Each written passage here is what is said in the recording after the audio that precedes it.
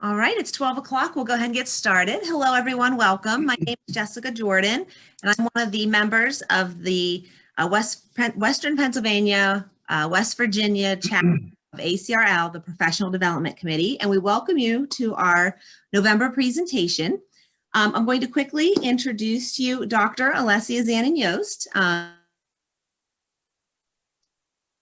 at Slippery Rock. She's our Health Sciences Librarian. Hi, everyone. It's a pleasure being here, but also be there. So I'm really excited. This is my first presentation with the chapter, and I hope to get more involved with it. Let me start the slides.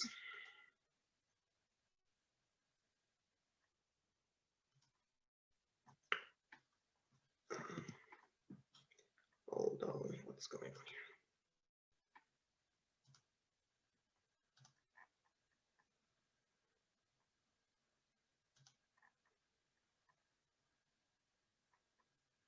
And it's not working.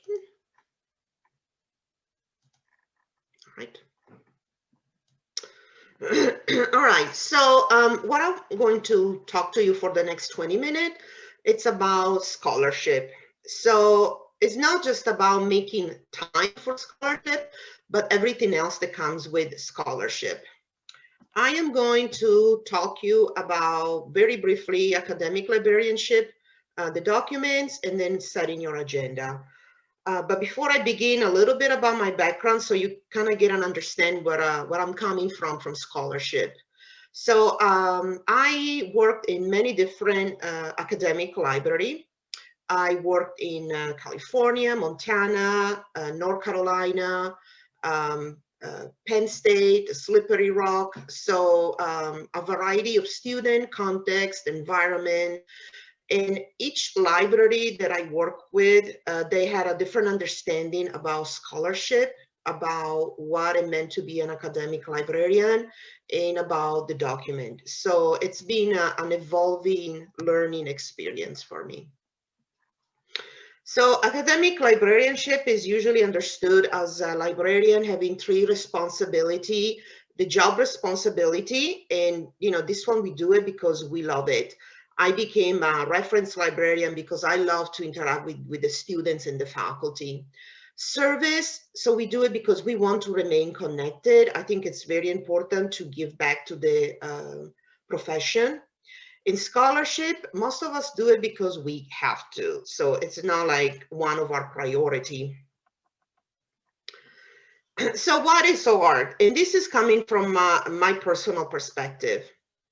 Well, to me, it was very difficult on my first academic job because this is not taught in school. So you learn how to write papers, how to do research, but nobody really tells you how to do it and the ropes of scholarship in an academic setting. Then you have ideas. Where do ideas coming from? So it's sometimes very hard for first timers to think about some ideas that could be changed into scholarship. And then of course we have juggling. We have to juggle our 3-4 jobs within our job description, times, the trends in scholarships that come and go, co-authors, life, weekends, time. So it's just an enormous amount of things, and it takes some time to learn how to do it well. And I'm not saying that I'm doing it well, So the next one is the document. One of the most important thing that I could suggest is to really understand what you're required to do and what counts. Sometimes when we read the tenure document, we think we understand it, but then our first year we go up and we are told, hey, this does not count as scholarship, this is service. And so confusion can arise. It's good to ask your colleagues, but also a word of caution: do not ask colleagues that they got tenure 10 years ago, because things might have changed. So you want to ask people who recently went out for tenure and about the document. And sometimes some documents, they have very specific numbers of publication or presentation, or also even your colleagues, they tell you, well, you know, to go out for tenure within 6 years, you need to have 4 scholarship. Well, my suggestion to you is always to aim for 1 more, because it doesn't hurt. So I am going to talk now about publication and presentations.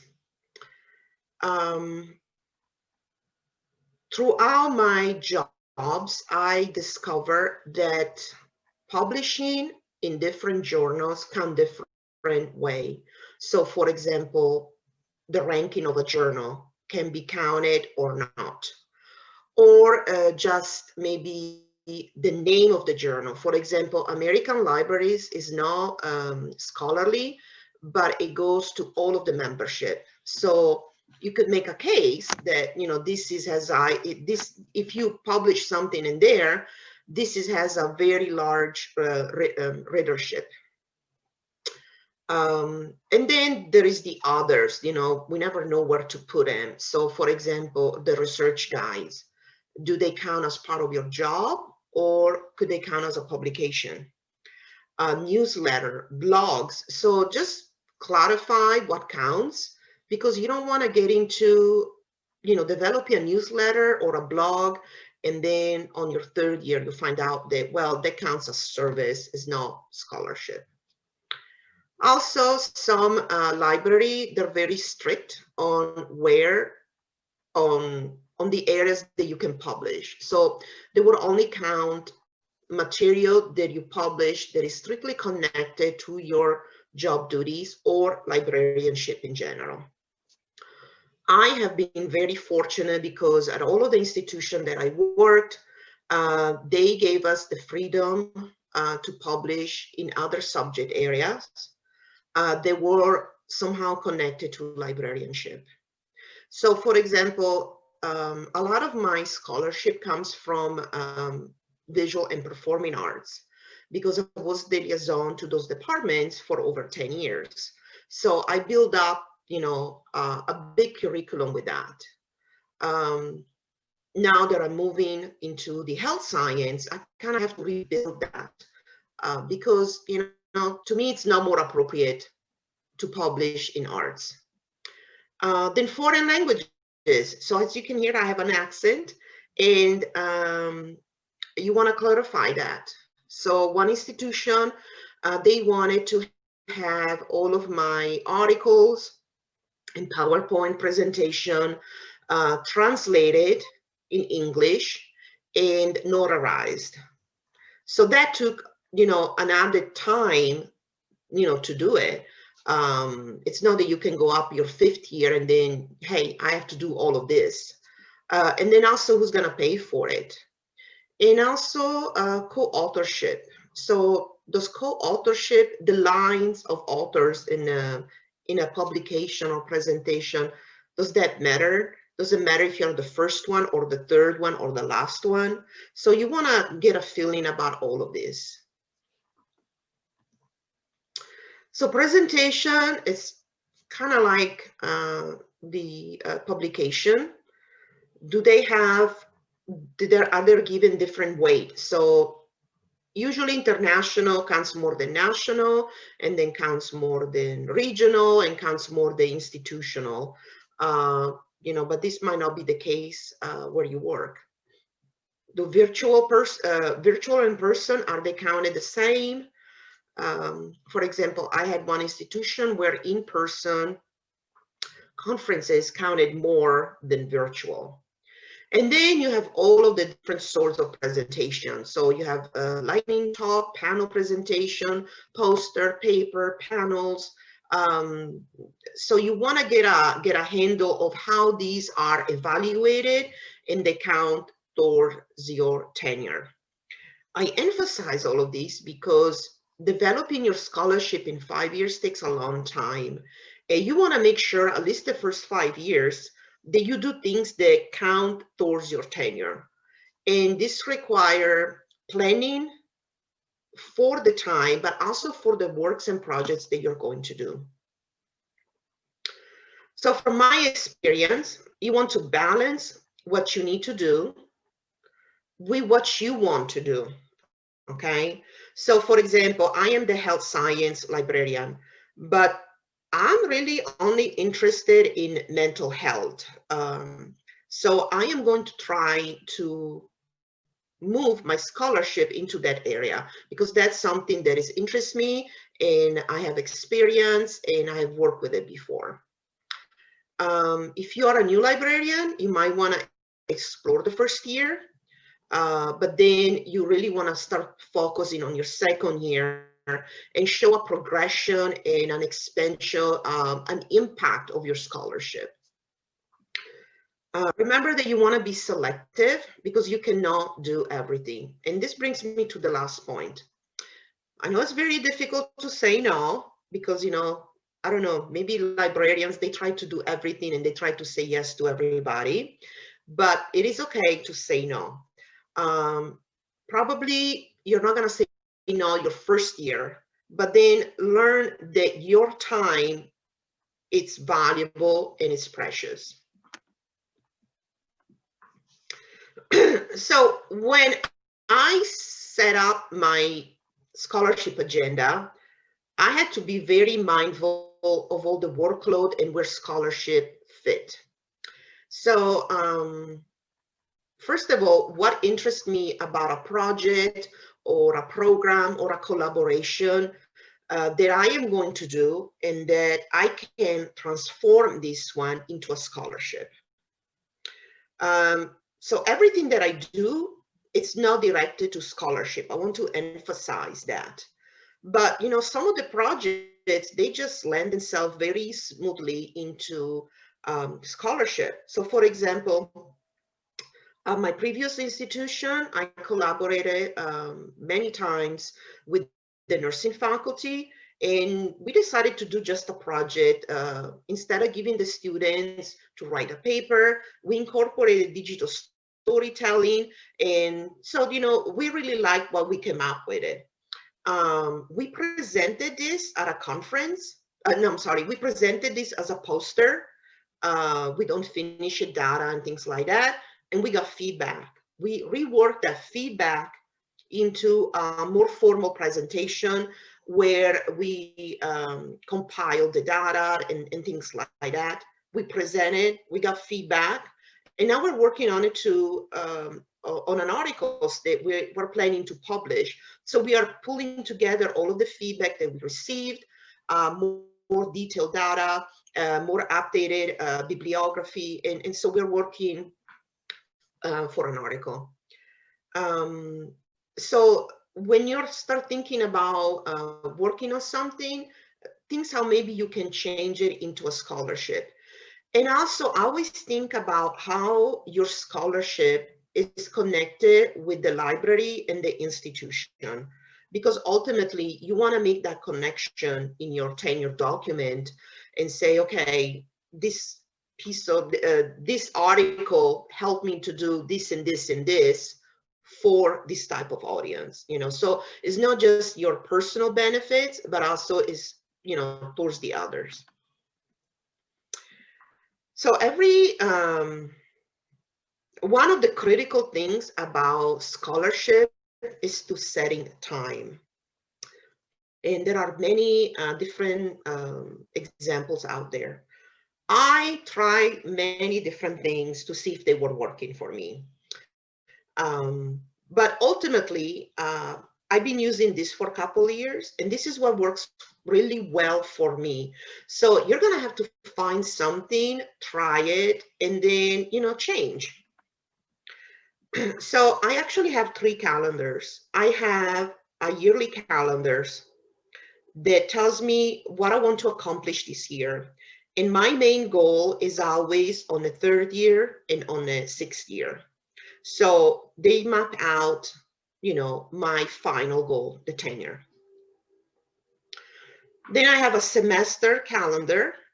So on a semester calendar, I have the big projects, what's going on with the department, what's going on with the library, excuse me, things that might have changes from the previous semester, excuse me, from the previous semester that I need to keep in mind.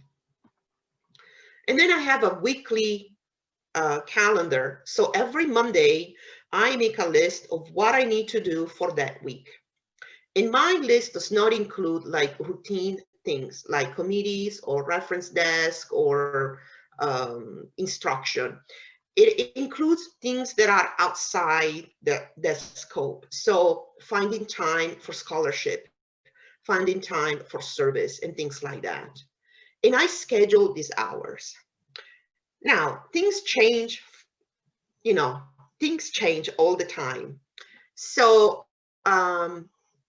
it doesn't mean that if I book myself my own time, it's gonna be rigid. No, it needs to be flexible because, you know, the library comes first. But having it on a calendar, I know that it's there, and I know that I need to find another day of the week for my scholarship. So put it on your calendar with the understanding that it's going to be flexible. So for planning for the presentation, I think the most important things first is to understand the cycle.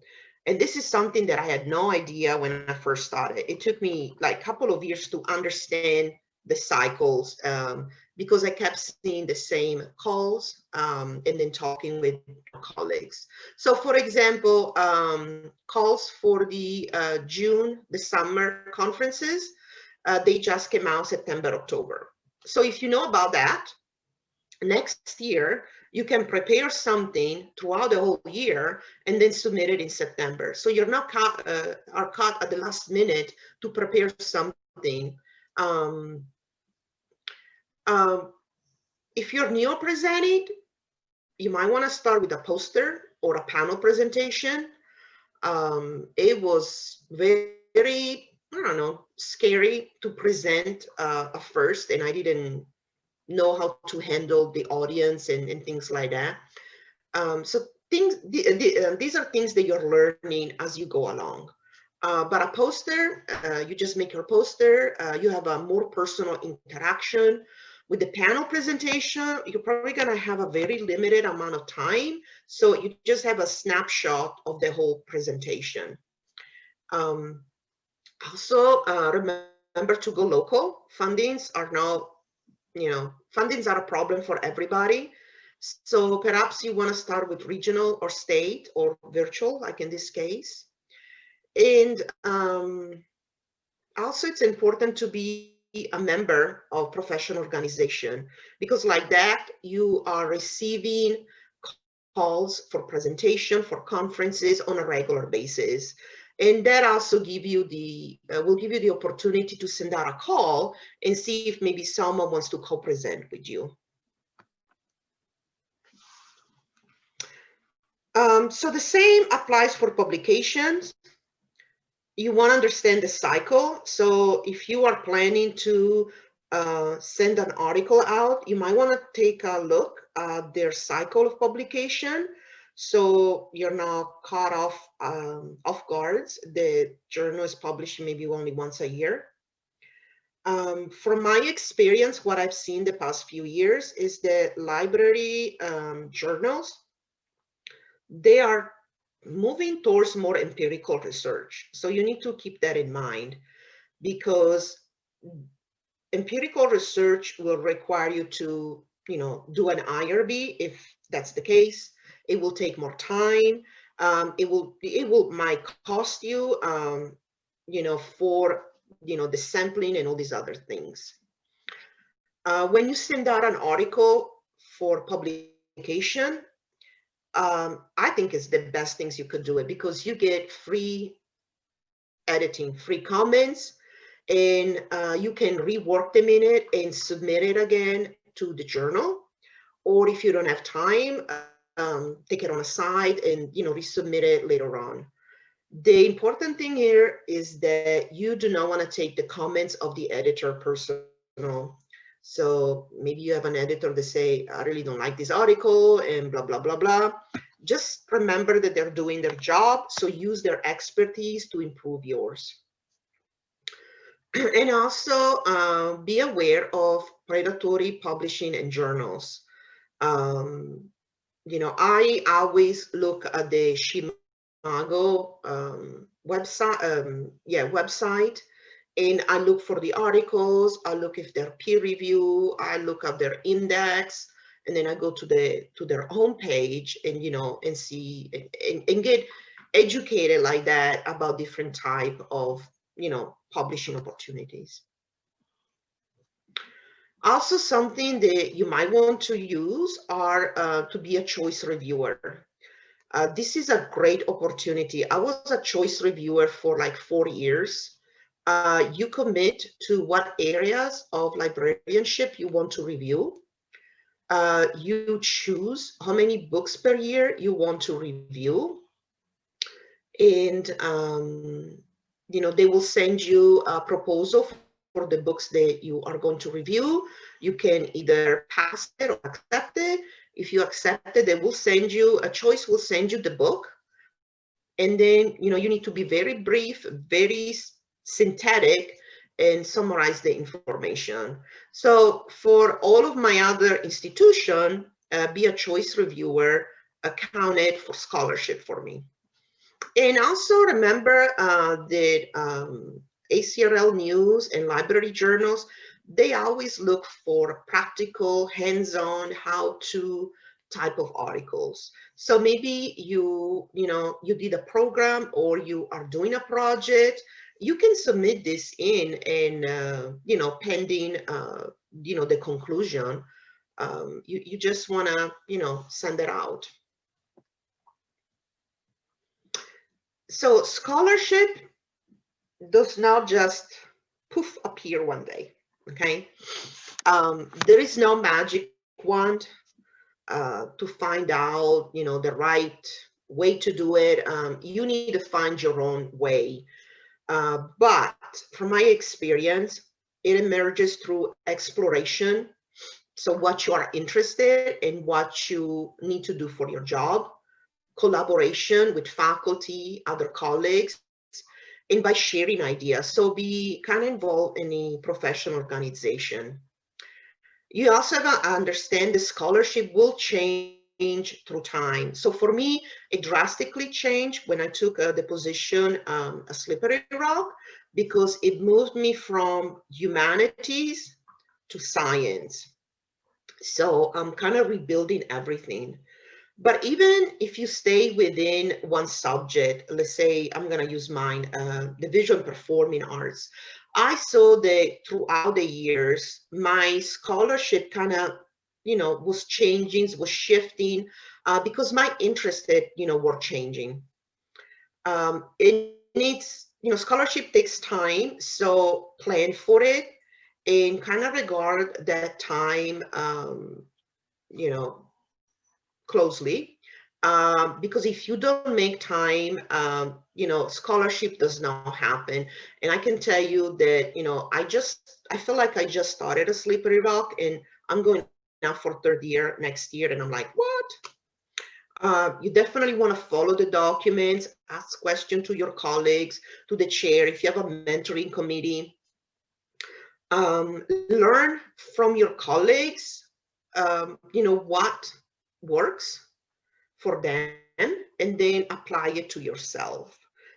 So for example, one of my colleagues was using the method with the Post-its on the wall, and I tried it for a semester, and it was not working for me. Too many Post-its everywhere, and plus the waste.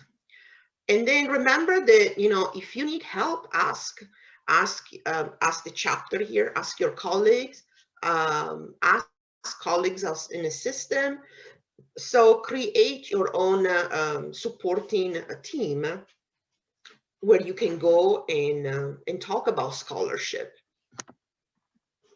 So this is the end of my very brief presentation. If you have any questions, please feel free to contact me. And now we're going to leave time for questions. And I'm going to stop this. This was great. Thank you, Alessia. If you have questions, feel free to unmute and ask. You can also put them in the chat. Nick is monitoring chat for us. The one thing I want to follow up on, and I think this is something it took me a long time to learn. I looked at scholarship kind of in a silo, like it was just me. I had to do this. This was a requirement. It was not my strength. And Alessia, you said it a dozen times, and it's so important. Use your colleagues. It was when people started inviting me to do research with them that I learned more about the process and realized that it's not a silo. It connects directly to my job and it ties in with my service. And so it all does relate. So I think perception is a big part of that. And you hit that. And I thank you for that because I think it's important. So other questions we have? Who have a scholarship required. Okay, so any advice for librarians who have a scholarship requirement at non-tenure track and so don't have a tenure promotion document to reference? So Marcia, are you required to do scholarship at your institution if you are non-tenure track? I don't have the position anymore, but yes, I was required to do scholarship and was non-tenure track. So if you're required to do it, well, you're gonna have to do it. But I also think that if you're not required to do it, it's always good to publish something. Maybe you don't want to publish it, you know, as many times as you have to for a third year and sixth year, but you always want to publish something. You know, you get your name out there. And to me, scholarship, it's a learning process. Every time I finish a presentation or a publication, I always learn something new about myself that I can inject into what I'm doing on my daily, you know, work. So yeah, if you're required, but you're non-tenure, you're gonna have to do it. And you might want to look at your document and see what they are asking you, because maybe you know, they have more lax guideline for you. But you know, if you want to, and for anybody, if you want to talk about scholarship, feel free to contact me. I am interested in visual media and information literacy, intercultural communication and workplace, and mental health. So these are my areas of interest. Alessia, do you mind if I piggyback on your answer to Marcia's question? So Marcia, you're saying there is no document to refer to. In that case, my big thought would be, you know, you and your colleagues obviously would have that discussion, but that would be maybe a discussion to have with dean, supervisor, you know, what you have at your institution. At Slippery Rock, because we're part of PASHI, we're very fortunate that we have a set of criteria and it's, you know, given to everyone and we all know what to follow. But in an instance where you don't have that packet, you don't have that guidance, you know, I think as long as you and your department are on the same page and maybe talking with, you know, other colleagues in the same boat, you know, the non-tenure track faculty folk, you know, making sure that you're all together would be my first thought. Otherwise you feel like you're all alone in a boat just doing what you need to do and you don't know if it's right. Yeah. So communication, I think, would be a big one there. I just want to piggyback on that if I can too, is if you do not, for anyone who's in a position like that where there is not an official document, I would also make sure that the conversations that you're having, like Jessica suggested, are conversations that you get that are fully documented, that you document those conversations and start creating your own packet, just so that you never know. I have friends who are faculty, teachers, professors that are in similar situations, and because they did not keep documentation of these conversations and emails, et cetera, it ended up putting them in some difficult positions later on. So you always have to watch out for yourself to some extent. Do we have any other questions for Alessia today?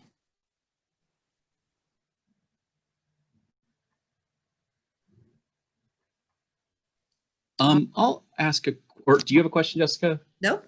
Oh, I was going to ask, I think it's really, I know we're low on time, but one thing I think is important is if you have an area of interest and strength, Alessia, what do you think about like, say, if someone has a second master's or their undergrad is in an area that's distinct, looking to pursue scholarship and research in those areas rather than necessarily in librarianship if their tenure and promotion document does not limit their research specifically to librarianship?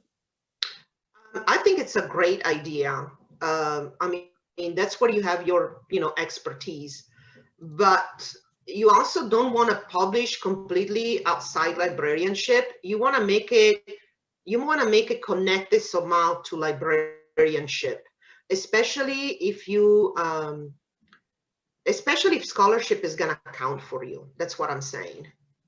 I don't know if that makes sense. But to me, it just happened that I have a master in art history and I was assigned division performing arts. So it worked out beautifully for me, So yeah, does that answer your question, Nick? It does. I just wondered if that was another avenue, especially for librarians who are subject librarians, just to do research within their subject. But you answered the question. Do you know what else you could do? You could be a reviewer of a journal in your subject area. Like that, I don't know if that will count for scholarship, but usually being a reviewer, it does. But like that, also you will keep up with the literature. So you don't want to just look at doing something just alone. You want to see how it might connect, to other venues. Okay. I would say that a lot of it has to do with who's going to be on your committee. We have 3 librarians total here, so we don't go up for promotion with other librarians. We go before the main faculty committee, and I think they valued my writing in the West Virginia Encyclopedia more than they valued my book reviews in journals in the library sciences, because they didn't understand most of this. But then they saw this West Virginia Encyclopedia, and this was a book that maybe they had at home, and they saw the articles with my name on them, and that made more sense to them. I would also say that to some extent, since you're going to be doing this, it's going to take up your time, find something you really care about. I've done presentations at WVLA on various aspects of science fiction.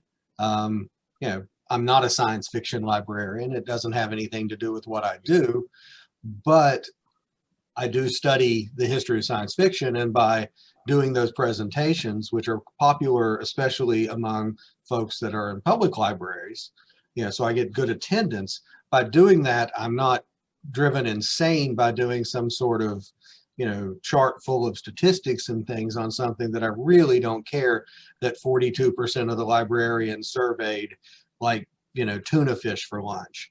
So it adds that interest, and it makes it easier to make the sacrifices that you have to do to put the time in. Yeah, as John say, and as I say before, you want to make your scholarship first something that interests you. You don't want to make it a chore, definitely. I was just going to say too, and if you are a subject librarian, it's helpful then for connecting back with your department that you're serving, that, it's easier for them to recognize you as someone who can help them, versus I feel like if all your publishing is just in librarianship. Mm-hmm. How can you be considered a real faculty member, as opposed to, somebody off on the side like the registrar or some other person that is there to help them, but not faculty?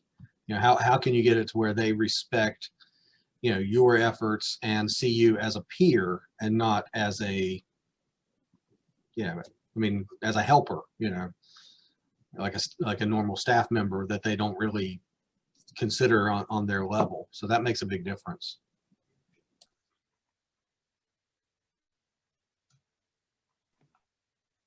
Any other questions or comments?